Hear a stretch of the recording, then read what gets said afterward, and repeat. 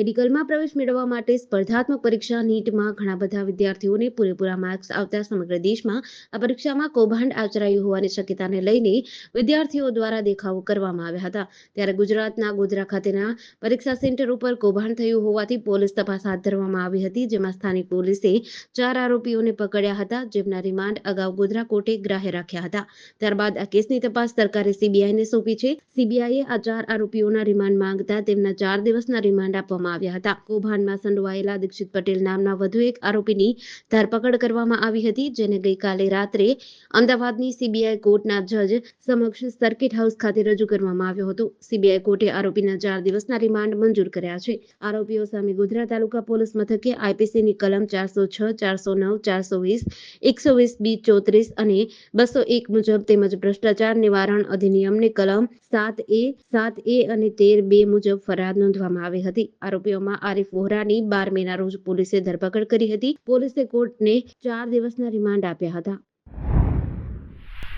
અમદાવાદના બોપલ બ્રિજ પાસે 2 કાર વચ્ચે અકસ્માત સર્જાયો છે, જેમાં 3ના મોત થયા છે, જ્યારે એક વ્યક્તિ ઇજાગ્રસ્ત છે. સારવાર માટે સોલા સિવિલ હોસ્પિટલે ખસેડવામાં આવ્યો છે. દારૂ ભરેલી ગાડી અન્ય ગાડી સાથે અથડાઈ હતી, જેમાં દારૂ ભરેલી ગાડીમાં બેઠેલા એક વ્યક્તિ અને સામેવાળી ગાડીમાં બેઠેલા 2 વ્યક્તિઓના મોત થયા છે. ટ્રાફિક પોલીસે સ્થળ પર પહોંચીને તપાસ શરૂ કરી છે. પોલીસ સૂત્રો પાસેથી મળતી વિગત પ્રમાણે ફોર્ચ્યુનરની સ્પીડ 150 થી 200ની હતી, જો કે 200ની સ્પીડ પર કાર ટકરાઈ હોવાનું જાણવા મળ્યું છે. કારનું સ્પીડ મીટર 200 પર બંધ થયેલું દેખાય છે. એફએસએલ દ્વારા પુરાવા એકત્ર કરવામાં આવી રહ્યા છે. વરસાદના કારણે ટાયર માર્ક નહીં મળી શકે. પોલીસ તપાસમાં ઘટના બની ત્યાં આજુબાજુના વિસ્તારોમાં સીસીટીવી કેમેરા બંધ હોવાનું સામે આવ્યું છે. મૂળ વિરમગામના મનીષ ભટ્ટને રિયલ એસ્ટેટનો ધંધો છે. હાલ થોડા દિવસથી સાબરમતી ખાતેના તેમના ઘરે રહેતા હતા. વહેલી સવારે કામથી બહાર નીકળ્યા હતા, જ્યાં યુટર્ન લેતી વખતે ઓવર સ્પીડમાં ફોર્ચ્યુનર ગાડી આવી અને અકસ્માત થયો હતો. તેઓ થારમાં અજીત કાઠી સાથે હતા. બંનેના મોત થયા છે. T20 વર્લ્ડ કપ 2024ની ચેમ્પિયન ટીમ ઇન્ડિયા બેરિલ વાવાઝોડાના કારણે બાર્બાડોસમાં અટવાઈ ગઈ છે. ભારતીય ટીમને સોમવારે એટલે કે આજે ભારત આવવા માટે ન્યૂયોર્ક જવાની હતી, પરંતુ ખરાબ હવામાનના કારણે ટીમનું શેડ્યુલ ખોરવાઈ ગયું છે. રિપોર્ટમાં કહેવામાં આવ્યું છે કે એટલાન્ટિકમાં આવી રહેલા બેરિલ વાવાઝોડાના કારણે 210 કિમી પ્રતિ કલાકની ઝડપે પવન ફૂંકાઈ રહ્યો છે. કેટેગરી 4નું આ વાવાઝોડું બાર્બાડોસથી અંદાજે 570 કિમી પૂર્વ દક્ષિણ પૂર્વમાં હતું અને તેના કારણે એરપોર્ટ પરની કામગીરી હાલમાં રોકી દેવામાં આવી છે. સ્થિતિ એવી છે કે એરપોર્ટને એક દિવસ માટે બંધ રાખવું પડી શકે છે. T20 વર્લ્ડ કપનો ખિતાબ જીત્યા બાદ ભારતીય ટીમ બાર્બાડોસમાં ફસાઈ ગઈ છે. બેરિલ વાવાઝોડાના કારણે ત્યાંનું હવામાન ખૂબ જ ખરાબ છે. એવા સમાચાર મળી રહ્યા છે કે આ વાવાઝોડું ટૂંક સમયમાં કેરેબિયન ટાપુ પર ટકરાશે અને સ્થાનિક સરકારે તેને ખૂબ જ ખતરનાક શ્રેણીમાં રાખ્યું છે. આવી સ્થિતિમાં બીસીસીઆઈ ટીમ ઇન્ડિયાને ચાર્ટર્ડ ફ્લાઇટ દ્વારા ભારત લાવવાના તમામ પ્રયાસો કરી રહ્યું છે. T20 વર્લ્ડ કપ 2024 ફાઇનલ માટે રિઝર્વ ડે હોવાથી બંને ફાઇનલિસ્ટની પ્રારંભિક યોજના સોમવારે ત્યાંથી નીકળવાની હતી. એએનઆઈના નવા રિપોર્ટ પ્રમાણે નવો કોઈ ઓર્ડર ન આવે ત્યાં સુધી બાર્બાડોસમાં એરપોર્ટ બંધ કરવામાં આવ્યા છે. જૂનાગઢ જિલ્લાના વંથલી નજીક આવેલા ટોલનાકા પર ગીર સોમનાથના પીઆઈ આર.એ. ભોજાણીએ ટોલનાકા પર બબાલ કર્યાની ઘટના સામે આવી છે, જેમાં ગાદોએ ટોલનાકા પર પોતાનું પ્રાઇવેટ વાનમાં આવી પીઆઈએ તેનું આઈડી કાર્ડ બતાવ્યું હતું. ત્યારબાદ ટોલ વસૂલતા કર્મચારી સાથે બોલાચાલી થતા પીઆઈ આર.એ. ભોજાણી ટોલ બૂથમાં ઘૂસી ટોલટેક્સના કર્મચારીનો કાટલો પકડી બહાર લઈ જતાના સીસીટીવી ફૂટેજ સામે આવ્યા છે. હાલમાં પીઆઈ આર.એ. ભોજાણી સહિત તેમના 20થી વધુ મળતિયાઓ પર હત્યાની કોશિશ, લૂંટ, રાયોટિંગનો ગુનો દાખલ કરવામાં આવ્યો છે. આ બનાવ બાદ પીઆઈ આર.એ. ભોજાણી અને 3 ફોરવ્હીલમાં આવેલા 20થી વધુ અજાણ્યા શખ્સોએ ટોલનાકા સંચાલક અને કર્મચારી પર જીવલેણ હુમલો કરી મોબાઈલની લૂંટ ચલાવી હતી. ગંભીર રીતે ઘવાયેલ ટોલનાકાના બંને માણસોને સારવાર માટે જૂનાગઢની ખાનગી હોસ્પિટલે ખસેડાયા છે, જ્યાં બંને ડોક્ટરે ઇજાગ્રસ્તોના હાથ પગમાં ફ્રેક્ચર અને ગંભીર ઇજાઓ થયાનું જણાવ્યું હતું. જેને લઈ વંથલી પોલીસે પીઆઈ આર.એ. ભોજાણી સહિત 20થી વધુ અજાણ્યા ઇસમો સામે હત્યાની કોશિશ, લૂંટ, રાયોટિંગ સહિતનો ગુનો નોંધ્યો છે. ભાજપ શાસિત મોદી સરકાર દ્વારા ડિસેમ્બર 2023માં 3 નવા બિલ સંસદમાં પસાર કરવામાં આવ્યા હતા, જેને રાષ્ટ્રપતિ દ્વારા મંજૂરી આપવામાં આવતા આજથી આ 3 નવા ફોજદારી કાયદા અમલમાં આવી ગયા છે. ભારત સરકારે પસાર કરેલા આ કાયદામાં ભારતીય નાગરિક સુરક્ષા સંહિતા, ભારતીય ન્યાય સંહિતા અને ભારતીય પુરાવા અધિનિયમનો સમાવેશ થાય છે. નવા ત્રણેય કાયદાને અંગ્રેજી નામ જ આપવામાં આવ્યું નથી. આજે 1 જુલાઈ 2024થી 3 નવા ફોજદારી કાયદા અમલી બન્યા છે. સરકારે 24 ફેબ્રુઆરી તેનું નોટિફિકેશન બહાર પાડ્યું હતું. હવે નવા કાયદા અંતર્ગત મહિલાઓને લગ્ન, નોકરી કે રોજગાર અને પ્રમોશનના નામે સેક્સનો ભોગ બનાવવી ગુનો બનશે. ઉપરાંત દુષ્કર્મ પીડિતાની ફરિયાદ ઓડિયો વિડીયો રેકોર્ડિંગ કરીને લેવામાં આવશે. તો ગંભીર ગુનામાં પોલીસ 60 દિવસમાં ગમે ત્યારે કોર્ટમાં આરોપીના રિમાન્ડ માંગી શકશે. બાળક સામેના જાતીય ગુનામાં દેહાંત દંડની સજા થઈ શકે છે. સરકારનો દાવો છે કે આજથી અમલમાં આવેલા આ 3 નવા કાયદા દેશમાં ન્યાયની પ્રક્રિયાને ઝડપી બનાવશે.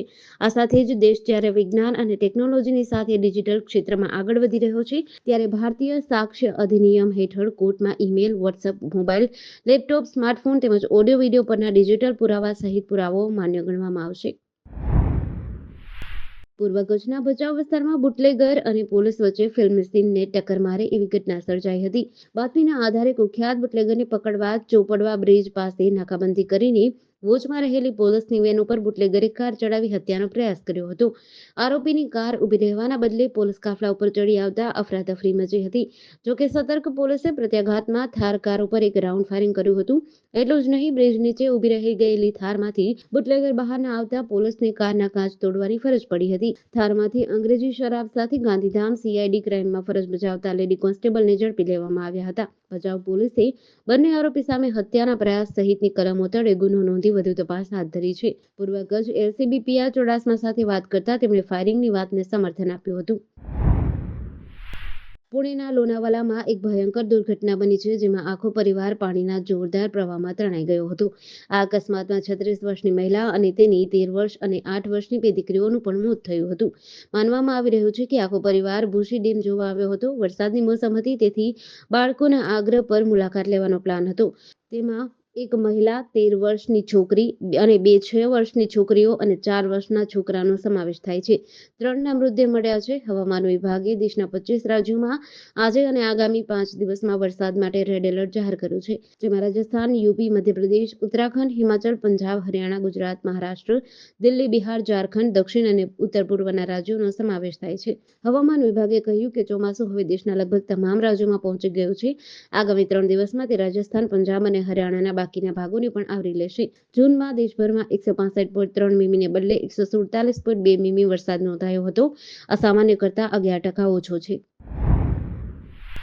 વાગરા તાલુકામાં ચોમાસાના પ્રારંભે જ નાની મોટી દુર્ઘટનાઓ જોવા મળી રહી છે. વિલાયત ચોકડી નજીક વિલાયત JIDC તરફ જતા માર્ગ પર ગત સાંજના સમયે વીજપોલ ધરાશાયી થતા અફરાતફરી મચી હતી. ચોમાસાની એક તરફ શરૂઆત થઈ છે, ત્યારે વૃક્ષો અને થાંભલાઓ ઢળી પડવાના બનાવો સામે આવી રહ્યા છે. વિલાયત ચોકડી નજીક ચોમાસા દરમિયાન એક વીજ થાંભલો મુખ્ય માર્ગ પર ધસી પડ્યો હતો, જેના કારણે વીજ પુરવઠો ખોરવાતા લોકો મુશ્કેલીમાં મુકાયા હતા. વીજ પોલ અચાનક રસ્તા વચ્ચે જ પડતા લોકોમાં પણ ભયનો માહોલ સર્જાયો હતો. બનાવના પગલે વીજ તંત્ર કામે લાગ્યું હતું. જોકે અવરજવર કરતા વાહન ચાલકો તેમજ રાહદારીઓમાં ભય ફેલાયો હતો. જમ્મુના ભગવતી નગર બેઝ કેમ્પથી 6,619 શ્રદ્ધાળુઓનો ત્રીજો સમૂહ રવિવારે રવાના થયો હતો. દરમિયાન રવિવારે પહેલગામ નજીક ચંદનવાડી ખાતે મુસાફરોને લઈ જઈ રહેલી કારને અકસ્માત નડ્યો હતો, જેમાં 2 શ્રદ્ધાળુઓ ગંભીર રીતે ઘાયલ થયા હતા. ઘાયલોની ઓળખ ઝારખંડના વિજય મંડલ અને ગુરવાદેવી તરીકે થઈ છે. BSFએ બંનેને સારવાર માટે DRDO હોસ્પિટલ લાવ્યા હતા. આ પછી તેને અનંતનાગની GMC હોસ્પિટલે રિફર કરાયા છે. બંનેની હાલત ગંભીર છે. રવિવારે નીકળેલી ત્રીજી બેચમાં 1141 મહિલાઓ હતી. તે તમામ 319 ટ્રેનોમાં સવારે 3:50 વાગે રવાના થયા હતા. અત્યાર સુધીમાં 3,838 યાત્રીઓ ચંદનવાડી પહેલગામ રૂટથી નીકળ્યા છે, જ્યારે 2,781 તીર્થયાત્રીઓ બાલતાલ રૂટથી હિમ શિવલિંગના દર્શન કરવા નીકળ્યા છે. બાબા બર્ફાનીના દર્શન માટે દર વર્ષે યોજાતી પવિત્ર અમરનાથ યાત્રા શનિવારથી શરૂ થઈ હતી. પહેલા દિવસે 14,000 શ્રદ્ધાળુઓએ અમરનાથ ગુફામાં બાબા બર્ફાનીના દર્શન કર્યા હતા. 52 દિવસની યાત્રા 19 ઓગસ્ટે પૂરી થશે. આ યાત્રા અનંતનાગમાં પરંપરાગત 48 કિમી લાંબા નુનવાન પહલગામ રૂટ અને ગાંદરબલમાં ટૂંકા પરંતુ મુશ્કેલ 14 કિમીના બાલટાલ રૂટમાંથી પસાર થશે. ચોમાસાની સિઝન શરૂ થાય એટલે કૂતરાઓમાં હડકવા ઉપડવાનું શરૂ થાય એવી ગ્રામ્ય વિસ્તારમાં માન્યતા છે. મેઘરજના રેલાવાડા પંથકમાં અલગ અલગ ગામમાં 7 લોકોને હડકાયા કૂતરાએ બચકા ભર્યા હતા. મેઘરજ તાલુકાના રાજસ્થાન સરહદે આવેલ રેલાવાડા પંથકના ગેડ, તરકવાડા, રેલાવાડા, હિંમતપુર તેમજ જાપા તથા નારણપુર ગામના લોકોએ હડકાયા કૂતરાએ બચકા ભર્યા હતા. આ હડકાયા કૂતરાના આતંકથી આસપાસના લોકોમાં ગભરાટ જોવા મળ્યો છે. ગામ લોકો આ કૂતરાને ઝડપી લેવા મથી રહ્યા છે, પરંતુ આ કૂતરું હજુ ઝડપાયું નથી. આ તમામ કૂતરાના કારણે ઘાયલ થયેલા 7 ઇજાગ્રસ્તોને ઈસરી સામૂહિક આરોગ્ય કેન્દ્ર ખાતે ખસેડવામાં આવ્યા છે. ચોમાસા દરમિયાન તંત્ર દ્વારા કૂતરાઓને હડકવા વિરોધી રસી અપાય એ જરૂરી છે.